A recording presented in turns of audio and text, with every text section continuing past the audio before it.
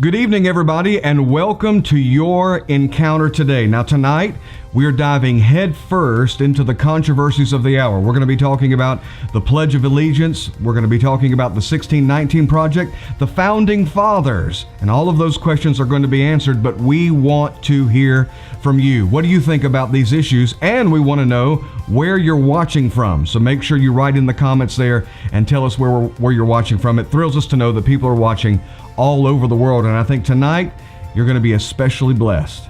Tonight I'm joined by a very special guest. He has consulted governments, he has advised political parties, started Christian schools. He worked with Kirk Cameron on the tremendous film Monumental. He's authored numerous books. He's the president of the Providence Foundation. Actually, he's authored one of my favorite history books, America's Providential History. Would you give a great big Encounter Today welcome to Mr. Stephen McDowell? Stephen, it's good to have you with us today. Well, it's great to be with you.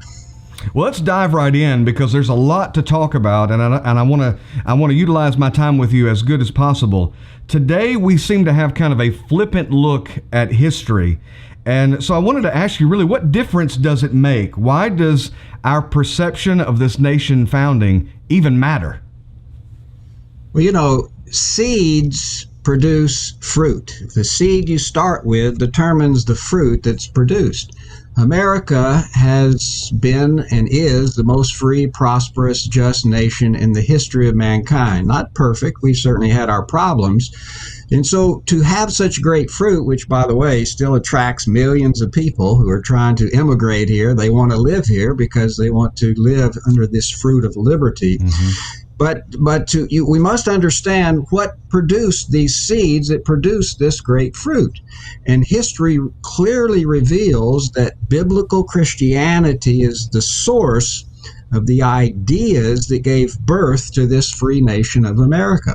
So if we don't understand the source of our liberty, then we will readily throw it away. And that's what's happening today. As our government schools have taught a false idea of the founding of America, we think it's, our own great wisdom, or actually what they're centering in on today is the sins of our founders, that we're a rotten nation and nothing is good about us. Then we're going to try to reject everything that our founders gave us and embrace other ideas. Unfortunately, those ideas will not produce liberty, justice, and prosperity, but bondage, lack, and oppression. So it makes all the difference in the world to what America becomes in the future.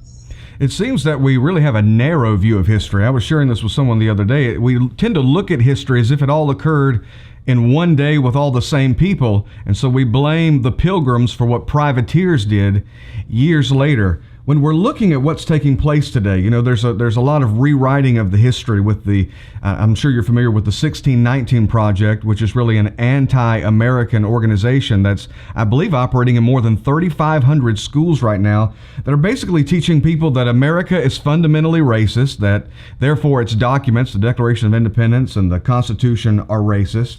And they claim without citation that the American Revolution was in part fault to preserve slavery. So there's a lot of rewriting of history today. So I wanted to go back with you just for a few minutes, and let's go back to when they landed on Plymouth Rock. Let's talk about the Pilgrims. Were they self-seeking white supremacists, or was there something else going on with them? Well, every American ought to study the Pilgrims. They're a marvelous example of men and women of Christian character.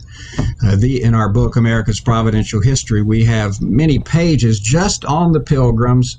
By the way, in the words of one of the Pilgrims, William Bradford, who served as their governor 33 years, wrote the first great historical and literary work in American history called Of Plymouth Plantation. And when you read through that, or the excerpts we have in our book, it clearly reveals here were a people who were devoted to the Lord, that they were enlightened by the Word of God when they lived back in England in the late 1500s and early 1600s. They got access to the Bible. They began to read the Bible, and it transformed their life, first their heart, they were transformed. Then as they began to study and read the Bible, their mind was transformed, and their whole motive, we want to follow the will of God. So they were forced to flee England because of oppression, and they didn't have the ability to freely worship God. For 12 years, they found refuge in Holland. And then in 1620, only some 50 of them or so made their way to the New World. But they came, and Bradford is clear about this, they came to find a place where they could more freely worship God, to propagate the gospel. Lastly, in which was not least a great hope and inward zeal they had of laying some good foundation or to make some way thereunto for the advancing and the propagating of the Christian religion, as Bradford wrote. And by the way, that quote from him is engraved upon the base of a statue of Bradford in Plymouth, Massachusetts today. But if you look at their life, read what they said, what you see is there's a people who love God, a people of Christian character that is unsurpassed by anyone today, and you can't help but fall in love with these people. But Americans don't know anything about the Pilgrims. They don't even know the book of Plymouth Plantation, because those who do not like God and his truth have to cut us off from our true history in order to sell us a false narrative, which is what the 1619 Project is. It's just an untrue history over and over and over again, with false suppositions, a lot of lies, and everything else. So these people, the Pilgrims, were those every American should be taught about. The parents of our republic, as one historian called them. Well, the enemy knows that any people who don't know their history are easily deceived. And right now, there's an effort to rewrite history, I believe, in order to add validity to the argument of separation of church and state, and to kind of whitewash our past in order to reform it. But as we move forward with this, where are they getting the idea when we're dealing with the 1619 Project? When they look at the Pilgrims, obviously they don't understand Puritanism when they talk about slavery. I have a lot of writings from the Puritans. Some of my favorite readings are from Puritan writers. These are very anti-slavery people who came to the United States. Exactly. And the Pilgrims were anti-slavery. There's an attempt to sell some slaves to the Pilgrims in their early years, and they rejected it. So, we are opposed to it. The Pilgrims were some of the Puritans of New England passed some of the first anti-slavery laws in history. Slavery was something that has existed since the fall of man. Every nation has had slavery. Every people has enslaved other people. And it was only with the birth of America, which was based upon biblical ideas and the teaching of Christ in the Bible, that there's all men are equal before God and God's law, and have equal status and rights before their Creator. It was people who embraced this Christian worldview that began to apply the principles of equality, and they began to write laws of liberty for all men. And after our independence, before our independence, we were really limited in what we could do, because, in fact, in 1774, Thomas Jefferson wrote and folks in Virginia wrote anti-slavery legislation forbidding the selling of slaves in America, and the king in Virginia, and the king vetoed it.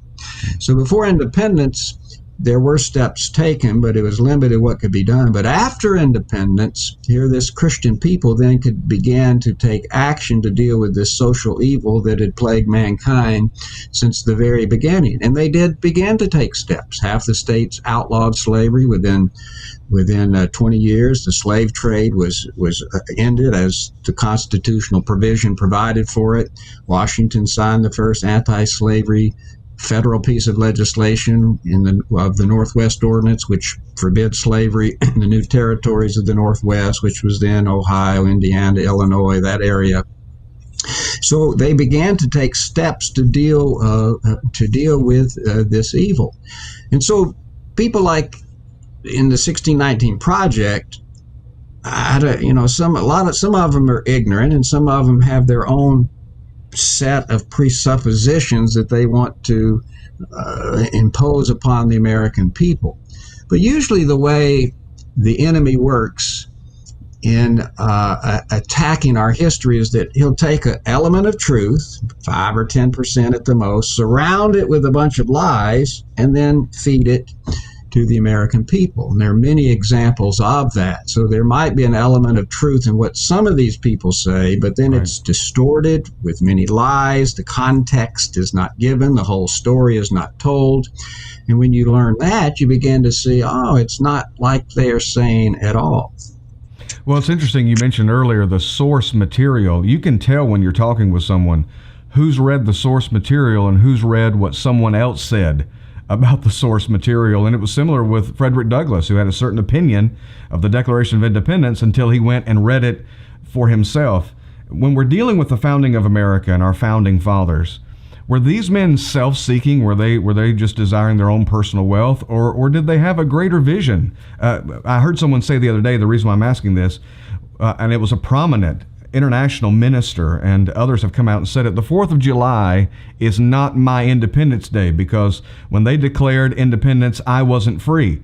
And my response to that was, well, neither were they. It was a declaration of faith. They were laying out a value and a principle to live up to, not one that they currently possessed, but one that they were reaching for.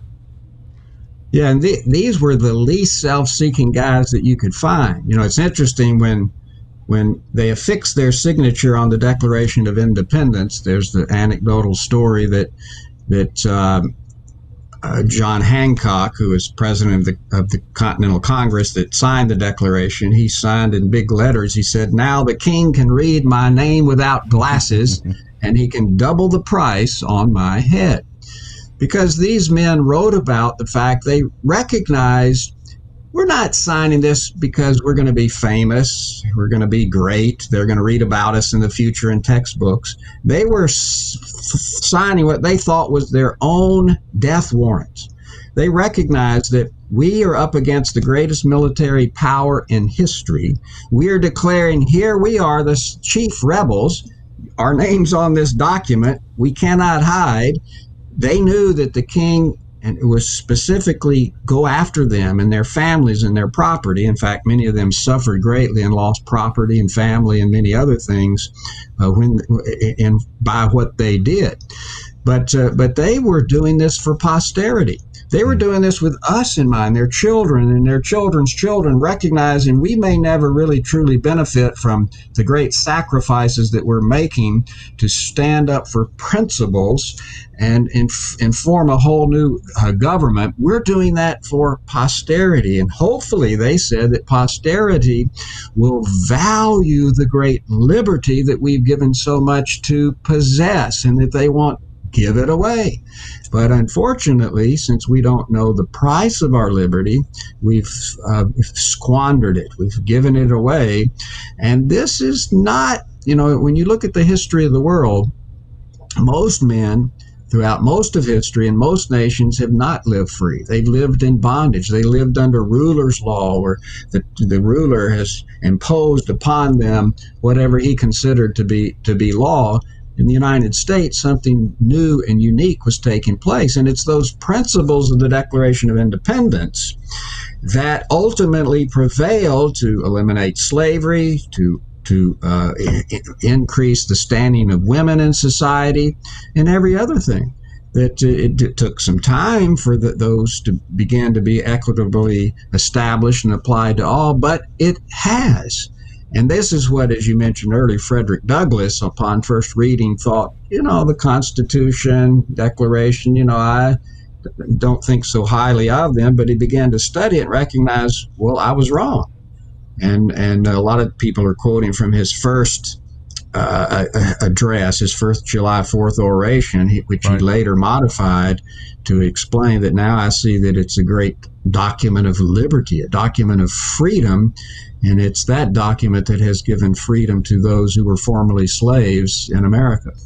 Frederick Douglass' position, interestingly enough, very similar to Martin Luther King Jr.'s position, was not to denigrate the flag, but to stand under it and to exalt it and say we're not living up to the principles that this flag represents. And one of my recommendations for people who want to protest is, instead of kneeling, get yourself a step stool and stand higher for the flag. And if you do that, you'll have more people rallying around you. And right now, I saw this before we came on the air tonight, the Los Angeles Times, along with many others, are saying that we need to eliminate the Pledge of Allegiance and replace it with something like Lean on Me, because there seems to be some quote-unquote problematic verses in the second verse of the song, and people seem to have issues with Francis Scott Key.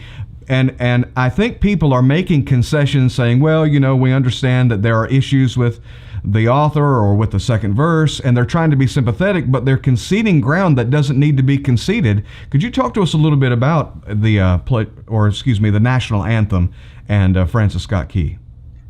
The national anthem has numerous verses. We are familiar with the first one because we sing it at sporting events, or at least we used to. But the first verse ends with a question. Oh, say, can you see that it's Star-Spangled Banner?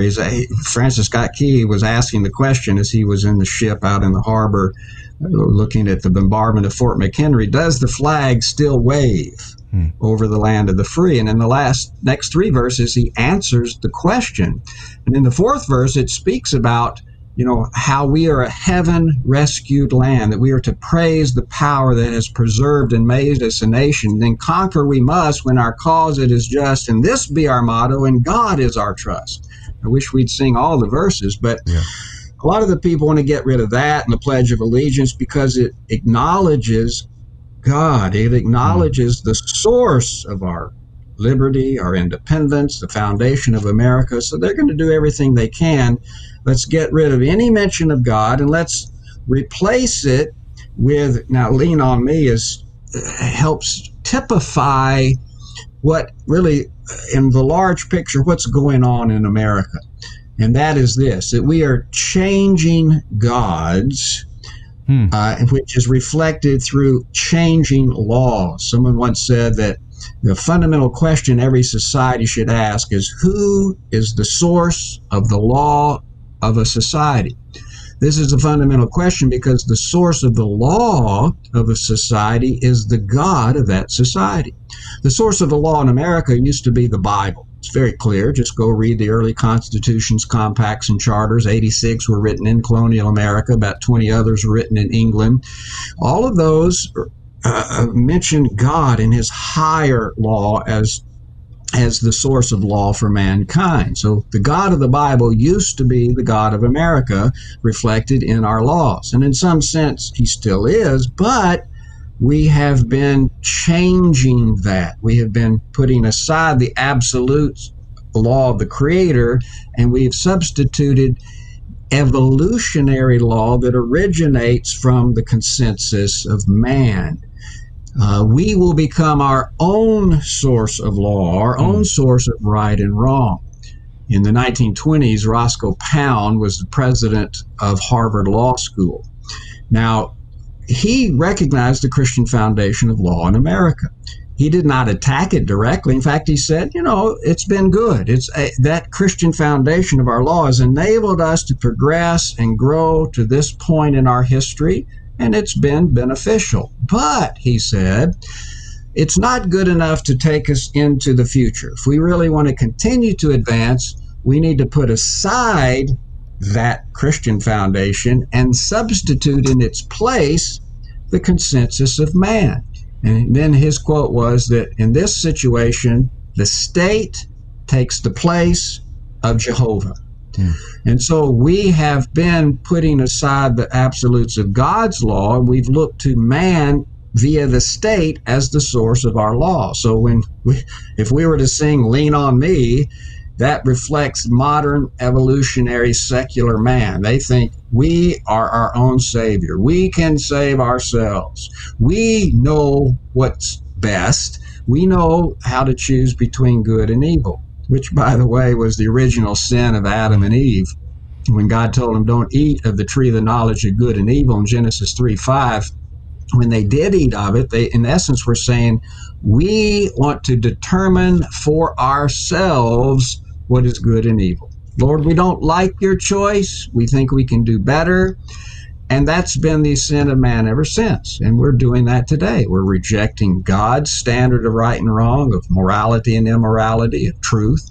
And we're saying, We think consensus of man. We think we can do it. We think we're really this. A lot of the secularists think a select few smart people who went to Harvard or Princeton, who sit in the seat of power of government. We can decide. We know better than God Himself. So that suggestion for a new national anthem or new Pledge of Allegiance or new laws or whatever it is, it's just a continual application of this bigger picture of changing gods reflected in changing laws. It's interesting because many ministers like myself, we want to stand against bigotry, against intolerance, against racism. We want to stand against injustice. But at the same time, we see these outrages, these social justice issues being used, as you said, as a Trojan horse, really, to shove in anti-God, anti-Christ agendas. And I wonder if ministers today are getting it. When you look across the landscape, and I know in your new book that's called Ruling Over the Earth, A Biblical View of Civil Government, you talk about the minister's role. How are ministers reacting today? Are they engaging in social issues, or are they opting out because virtue signaling costs much less than actually standing for biblical truth? Well, some are awakening, but not enough. It's interesting. I think Barna did a survey a few years ago and asked evangelical pastors, do you believe the Bible speaks to all of life? And 90% of them said, yes, we believe the Bible has principles that speak to every sphere of life. Yet, only 10% of them ever teach or preach on kind of general biblical worldview, on how the Bible speaks not just to personal matters of faith and our relationship to God, which are obviously very important, but how does the Bible address these civil issues, civil government and race relations and what's going on in our nation today. What does the Bible have to say about that? Most of them never teach about it. So they may say they believe the Bible speaks to all of life, but if they don't apply that in their ministry, then they really don't believe it at all. So I think that kind of typifies the state of the church. I've been teaching on these things for about 40 years, and when I first started, there were not many at all, much of the church in America, and there were not many books regarding the Bible impacting civic life. And there's a whole lot more today, a whole lot more people and ministries and materials that teach on this. So this is good news. I think this does reflect an awakening, understanding that our mission as Christians is not just to convert men, but it's to transform nations, transform society. That great commission of Jesus has two parts. We're to go and redeem men because he's given us the redemption mandate, the evangelistic mandate.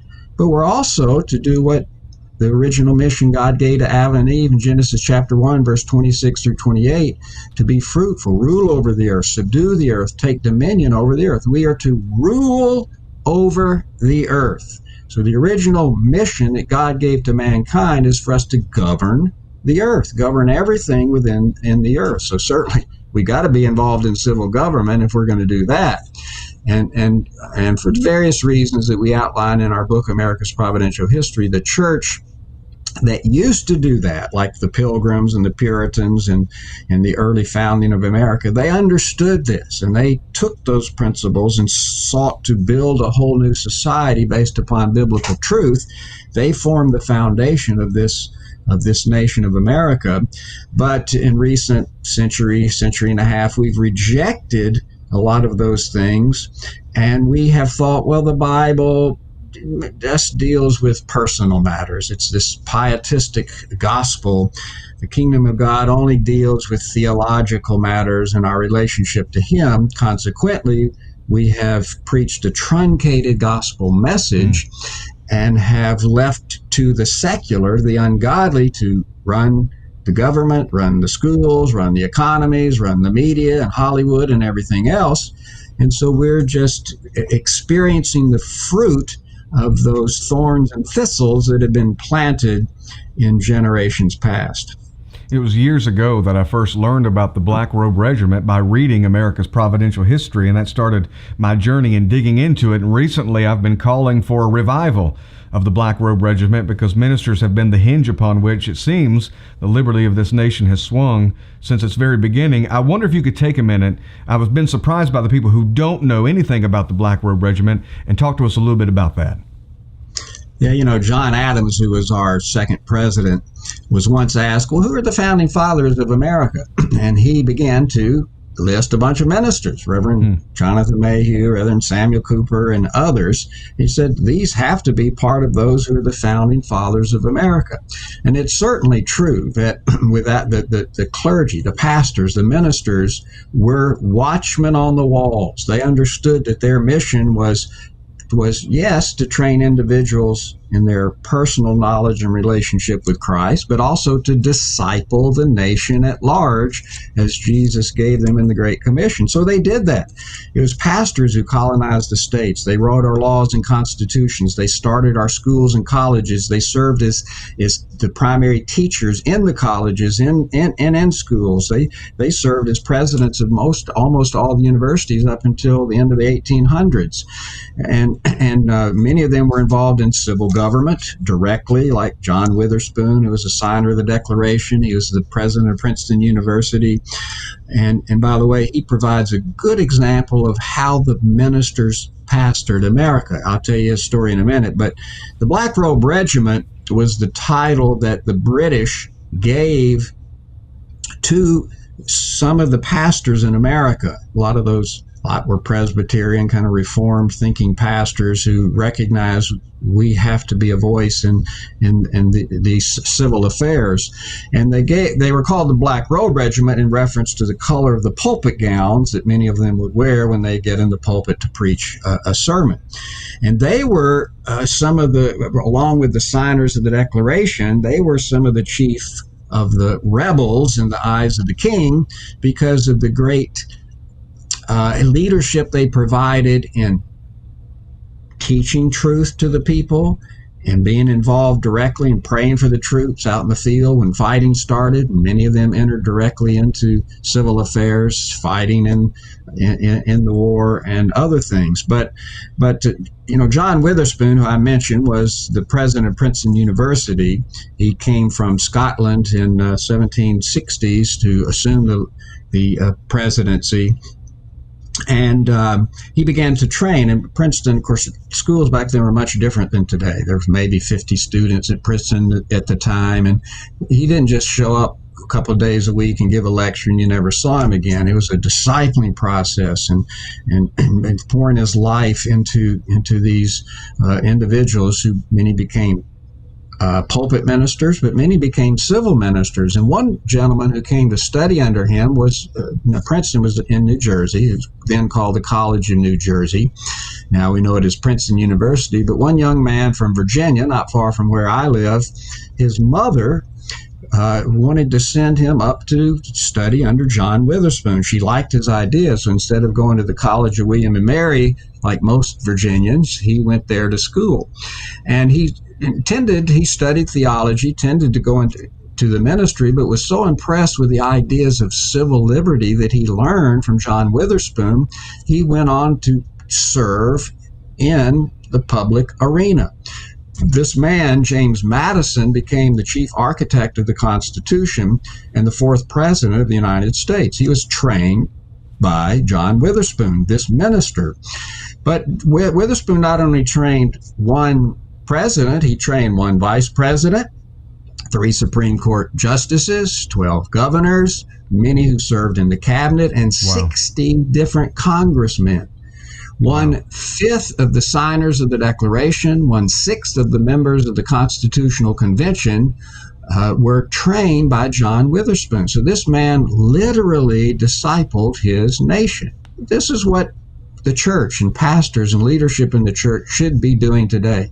They should be raising up leaders in every area of life, civil government, pulpit ministry, business, media, and arts, in every area, teaching them biblical truth, how to reason from the Bible to those areas, because they believed that the Bible contains truth, that if you apply the principles in the Bible, you will get good fruit. You will have liberty, justice, prosperity. You'll have all the blessings that God promises when we obey him. And so he's a great example of how ministers discipled the nation. And because of this, the British recognized this is the source of what they thought was their problems. It was the ministers teaching ideas that really overthrew the crown rights of the king. He thought the view was that I'm the source of God's voice on the earth. That's kind of the divine right of kings idea that had been established in the centuries past in Europe. God speaks to the king, and the king then declares to all the people really what the voice of God is. But these ministers taught, no, we all are priests, prophets, and kings. We all can hear from God directly, and that we can understand his will and act upon it, and no man is above the law, that we are directly accountable to God himself. So they were just applying theological truth in the civil arena, and this was one of the foundational principles of the American form of government. Well, it seems every step that ministers take away from involvement in civil government is a step this nation takes away from liberty. And I've spoken with pastors. I used to think it was just cowardice that kept people from speaking and getting involved. I've come to understand that really is an ignorance, that they really believe a lot of what they've learned in the public schools or however they were educated in their Christian schools. And I was speaking with one pastor, several pastors, but one in particular, and I was talking with him about this. He said, well, when we're dealing with government, Christians shouldn't be allowed to pray by themselves in Congress or in some governmental position because we're a multicultural society, and if you give a Christian the right to pray, then you have to give the Muslim the right to pray. Is that right, or are we missing something? Well, every nation in the world is built upon some religion. This is an unescapable fact of history. Now, whether that be the Muslim religion, could be Catholic Christianity, Protestant Christianity, could be secularism, atheism, that's a religion. Even the court ruled that that's a religion. Hinduism, Buddhism. So every nation is built upon a set of presuppositions that are rooted in what a people consider to be ultimate. There's no such thing as neutrality in life, neutrality in regards to religion as it applies to government. Now, that's an important concept to understand because in the United States, the founders recognized we are going to build our nation upon biblical Christianity. It's going to be reflected in our laws, our institutions, our basic presuppositions about life. And so when you read the Declaration of Independence, it's our founding covenant. Now, again, you look at that declaration, you should read all the founding documents for all 13 colonies, which some are even more specifically biblical Christian than the Declaration. And so, but we adhere to a set of truths. We hold these truths to be self-evident that all men are created equal. So we believe there is truth. That truth is rooted in the Creator. We're endowed by our Creator with certain inalienable rights, summarized by our right to life, liberty, and property, the pursuit of happiness, which is the pursuit of doing the will of God. And these are our fundamental tenets with a firm reliance upon the protection of divine providence. So our covenant document that formed this nation is an acknowledgement of the God of the Bible. And the Constitution does this too. The Constitution is just the bylaws of that covenant. And so if we want to reject the Christian foundation, constitutionally or legally, we have to do it in a legal manner. There is a means of changing our Constitution. It's very difficult. It's the amendment process. And as of yet, we have not amended the Constitution to reject this Christian covenant. And so because of that, Christianity is still, in a sense, the principles of Christianity are the established religion of the United States, not in the sense of established religion of what they had in Europe, where you had a national church. Right. For centuries, all Europe had national churches where one specific church or denomination received preference from others. In America, you had each colony, by the way, 8 of the 13 colonies had a specific denomination. Christian denomination is the established religion. 4 others had general Protestant Christianity as the established religion. But in the nation at large, the founders said, we recognize Christian belief, Christian foundations, general biblical concepts. We embrace that. We don't embrace a national church. So there was a jurisdictional separation of the institution of the church with the institution of civil government. That's what they would have meant. They didn't really use the phrase separation of church and state. Jefferson used it in a letter he wrote in 1802, but they believed in a jurisdictional separation of the function of civil government and the function of the church. Both are divine institutions, along with the family, and that they have specific purposes and duties, and that one should not encroach upon the other. But, or put it this way, some say, God should have nothing to do with public life. That's the modern concept of the separation of church and state. Well, this is an impossible idea. God is sovereign over all nations, over all governments. You can't separate God from government. So God has everything to do with public life. So you can't separate him from that, but there is a jurisdictional separation of what the church is supposed to do and what the state is supposed to do. And if one of those usurps the authority of the other, then the result of that is tyranny. So I think I'm giving you a long answer to your question.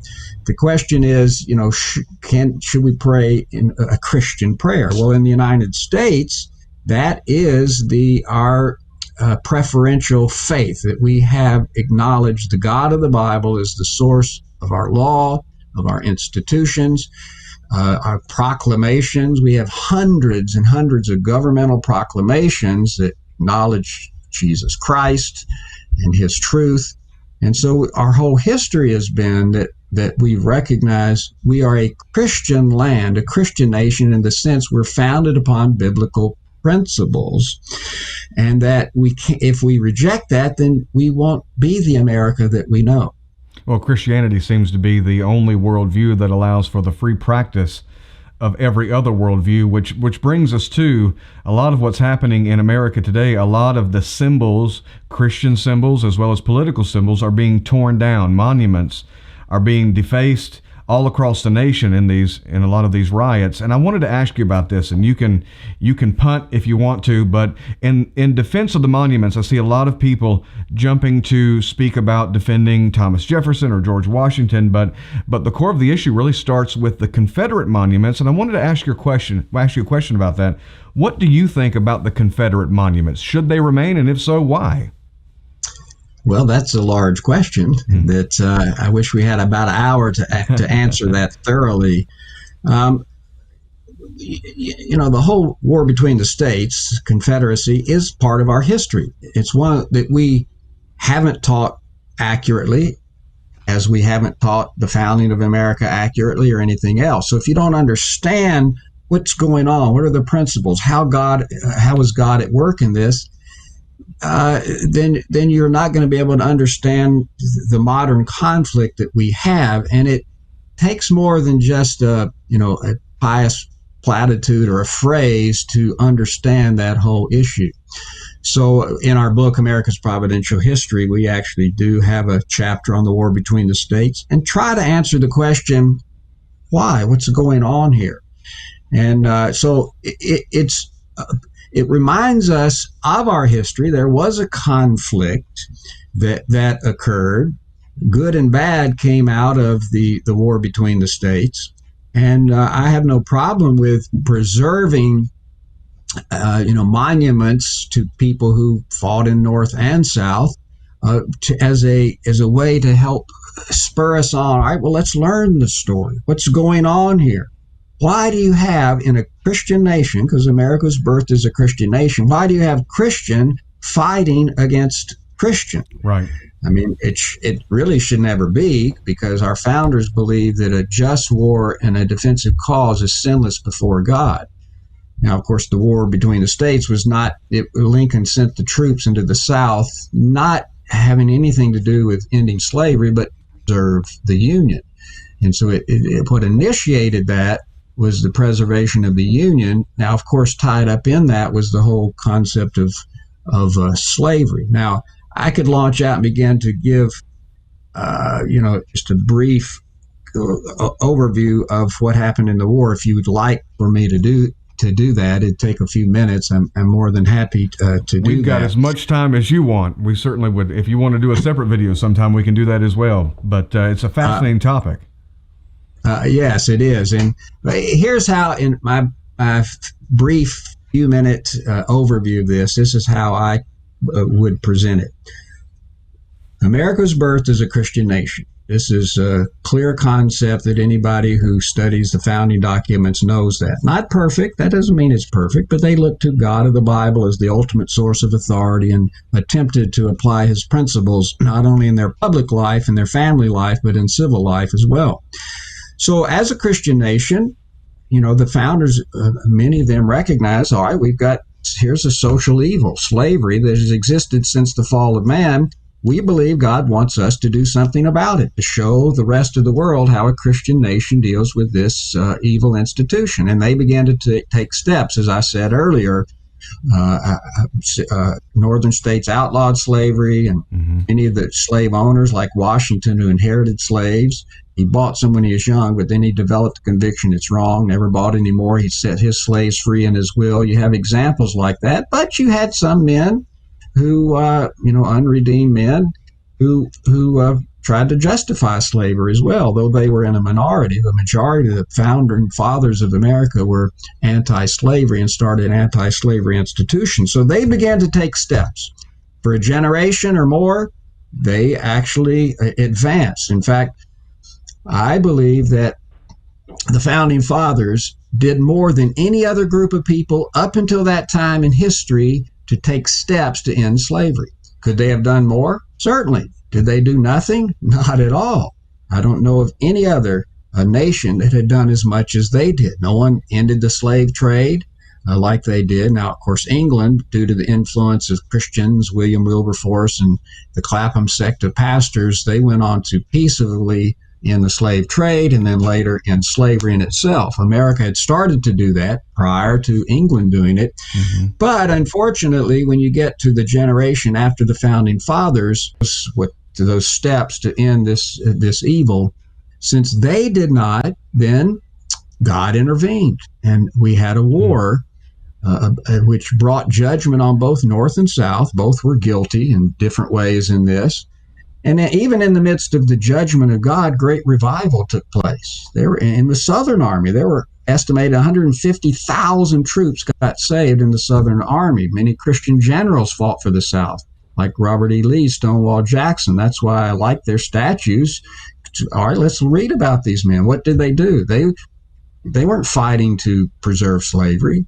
Lee said, look, if it was up to me, I would set every slave free in the South. And he didn't think South Carolina ever should have seceded. So he was not, and same with Stonewall Jackson. He was teaching slaves in his church in Virginia, truth of the Bible. Illegally. Even his church said you can't do this. So here were Christian men who got caught up in this thing, who were fighting to defend their own homeland from invasion. This is how they would look at it.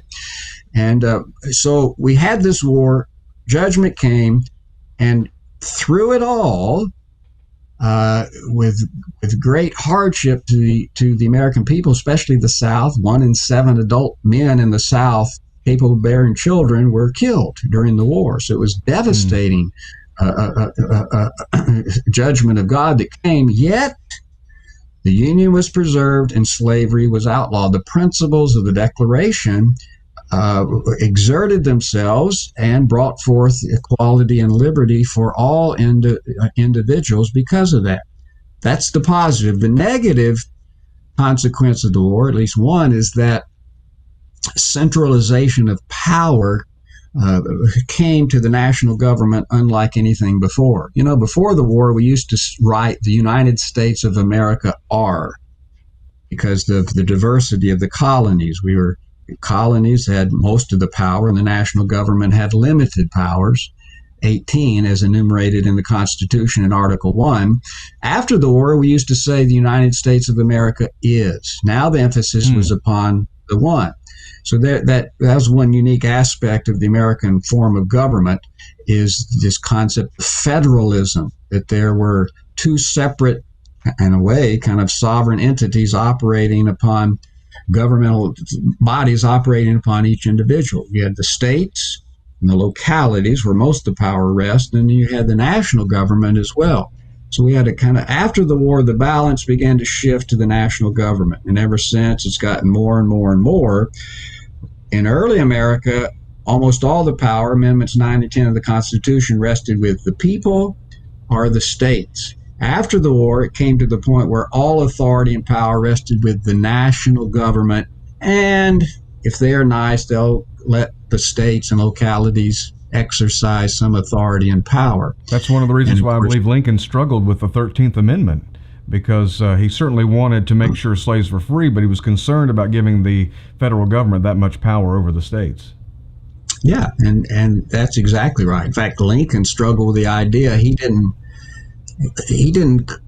constitutionally think he could deal with the institution of slavery. It was that social evil that each state needed to be dealt with. And he was also concerned, about sending troops to preserve the Union. He felt, well, I've got to do it.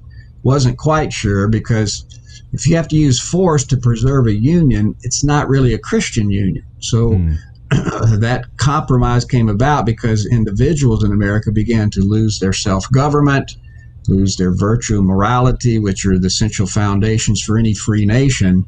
And any time a people lose those Christian virtues, then it's going to lead to problems. And it did in the United States with the war, and throughout the 20th century, it has led to further centralization of power and loss of individual liberty.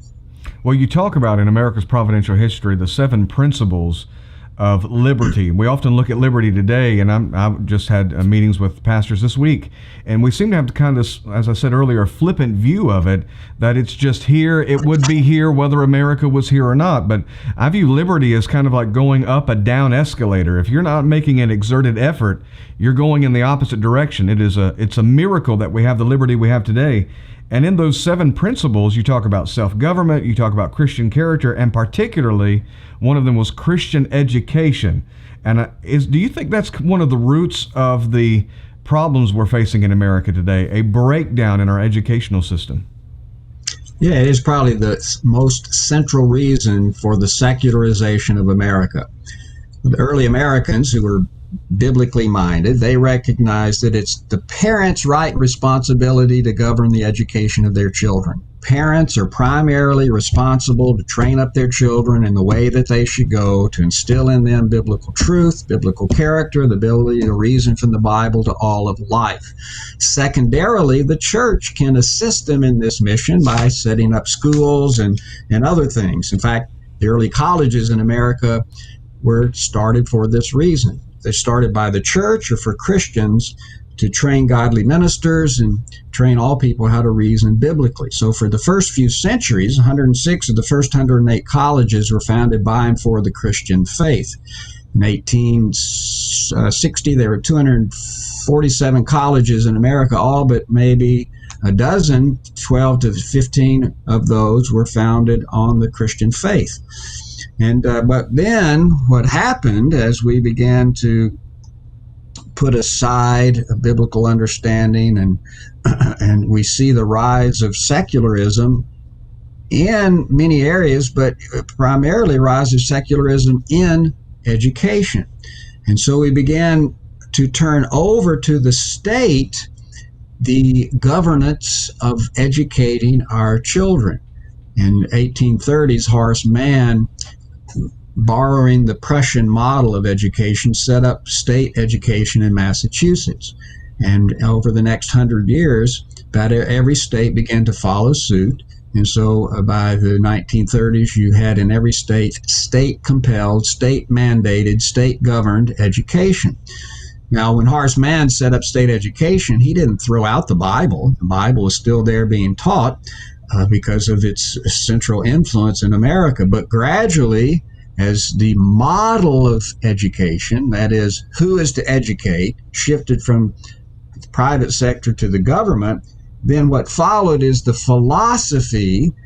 We rejected the biblical model. Now we reject the biblical philosophy.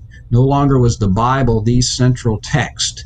That what was taught, it became one text of many. And then, beginning in the 1960s, with the Supreme Court rulings in 62 and 63, we even kicked out the Bible itself from public schools. And so the secularization of education is, I believe, one of the most, if not the most, fundamental reasons why, which has led to the secularization of the nation. So we must reclaim teaching our children. Now, the good news is we can do something about that. Every Christian family can say, okay, I'll assume the responsibility for my children or my grandchildren. I'll train them up in the way they should go and equip them in character and worldview so they can live free. And then I'll help others, and maybe I'll join together and we can start a school, private school, Christian school, where people can flee the failing government schools, and we can educate them much more efficiently, effectively, and much cheaper, I might add, as well. And gradually, if we do that, and Christians have been doing that. In the 1970s, 10 or 15,000 Christians and people in America were homeschooled. Today, that number is, I'd say, 2 to 4 million. We don't know exactly. Wow. We educated all my 4 children at home before they went to college. And but there are millions that are doing that. Plus, there are tens of thousands of Christian schools that have sprung up. So this is good news. There's an alternative. But though that percentage is still very small, 10, 12% of those educated in America are outside of government schools.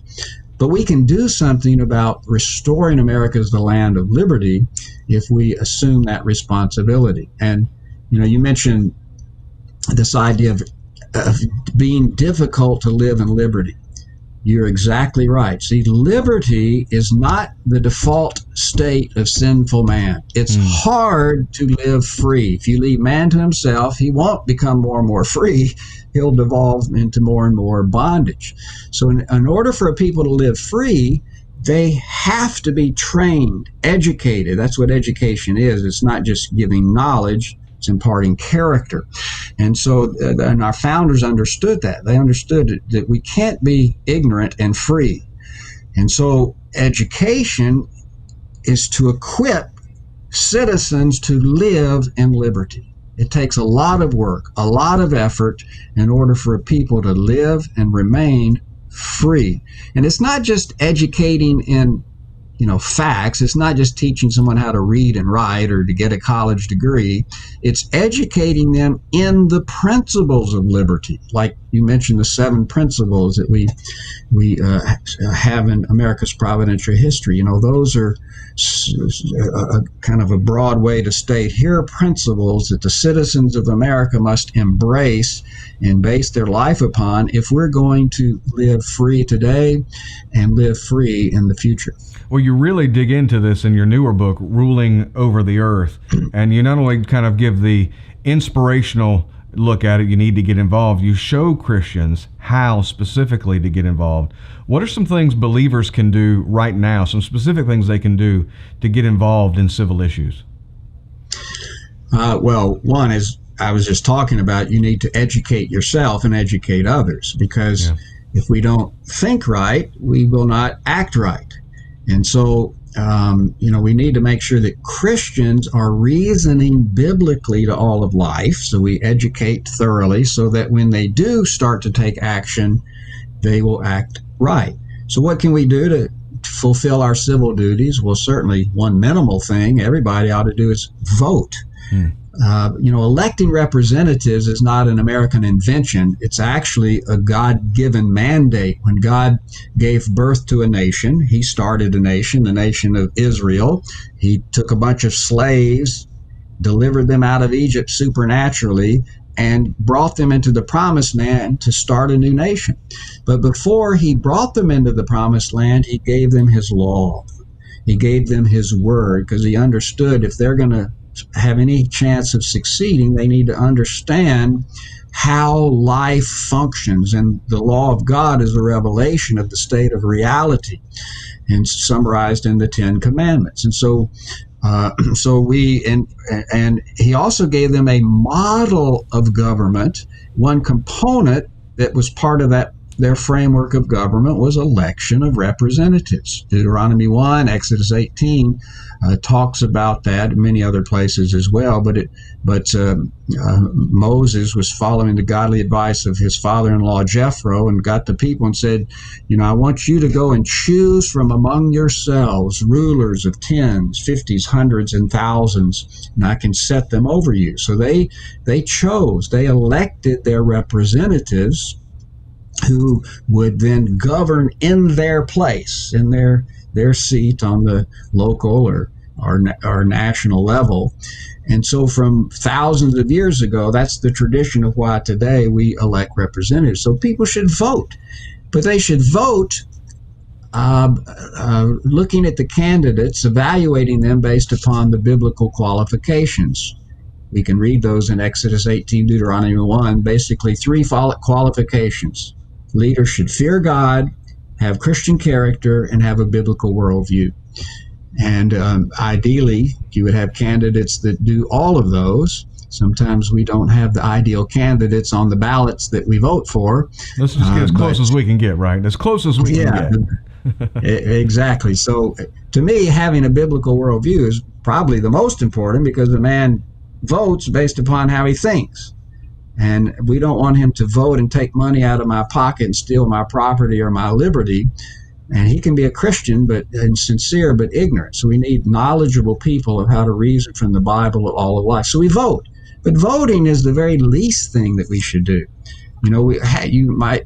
Some people might say, well, how do the candidates get on the ballot that we vote for in November? Well, you decide that in local party politics. You have to get involved in each state is a little different. Some have primaries or precincts, but you can get involved in local party politics, and you can be part of the process to select the candidates for a particular party that will then get on the ballot that you vote for. And if all Christians would just get involved in local party politics, we could decide in most places throughout the U.S. Who the candidates are on the ballot would be that we vote for, and we can choose good men, honest men that fear God and think biblically. So we need to educate ourselves, we need to vote, we need to get involved in local party politics. Those are, a few simple things that we can do to begin to shape public policy. This is really the heart, I believe, of the Providence Foundation, and you're helping Americans get involved. What's some things you're doing there?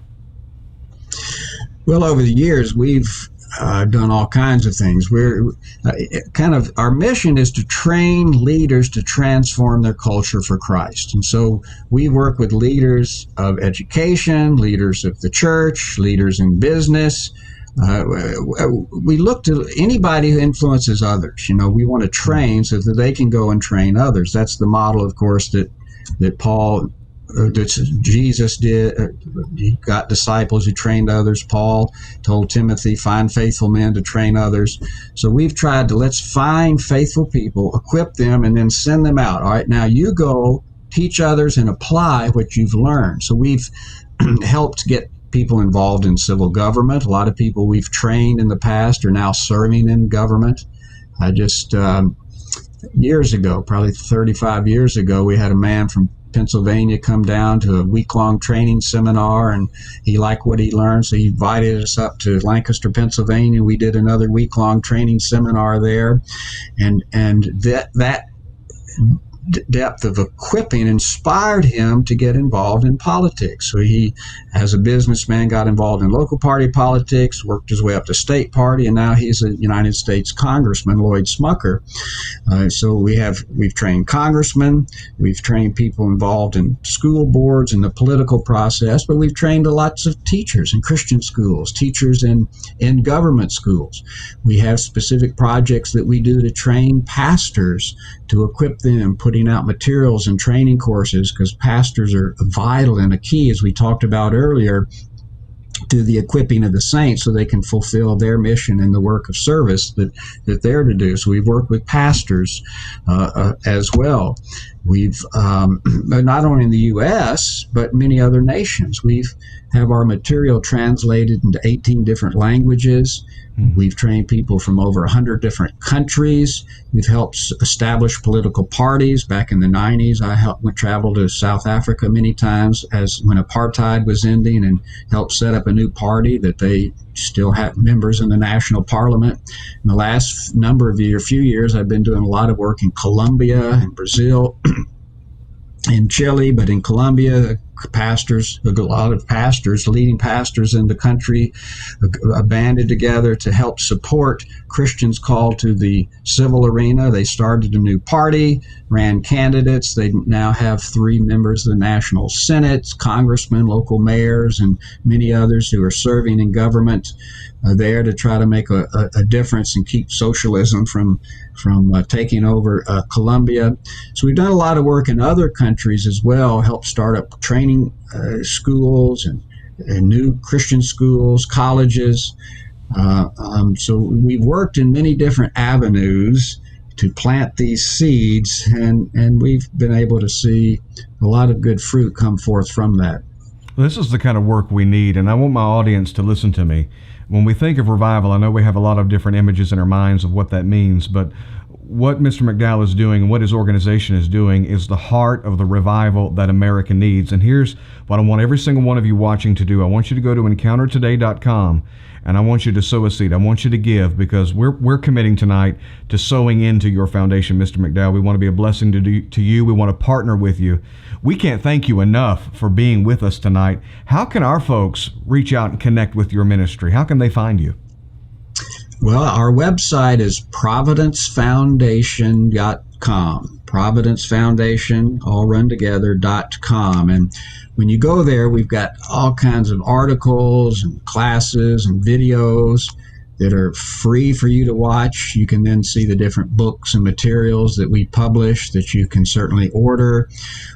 As well, we have Biblical Worldview University courses that you can sign up for. They're very inexpensive. You can take them online, go through some of these various teachings that we've done in the past. But we certainly have enough material on our website to keep you busy for years and years. We do have, Facebook page, Providence Foundation, where we post different articles and current articles related to events that are going on today and other things. You certainly could like providencefoundation.com on our Facebook page. And we have a regular emailer that goes out just a few times a month. We don't overwhelm you with stuff, but it's we'll send out emailers. You can sign up for that on our website and receive different articles and that are pertinent for what's going on today. Well, we hope every single person watching will avail themselves to those resources and stay connected with you. Mr. McDowell, thank you so much for your time with us tonight. It's really been a blessing for us. Well, that's my pleasure. I appreciate all that you're doing to educate those in your sphere of influence, because this is vital for the future of America, and it's encouraging to encounter people and pastors like you who understand the mission and vision and are working. And as God awakens more of those, we can have hope for our future. Well, thank you again. And those of you watching, we're going to be having our first Revival Starts Here campaign, where we're going to be covering these issues along with some eschatology and end-time events this coming Friday night in Alabama. And you can go to our website for more information. Again, Mr. McDowell, thank you. Those of you watching online, go to encountertoday.com and connect with us. Let us know you're watching. Comment down there in the bottom and let us know where you're watching from. And be sure to share this video.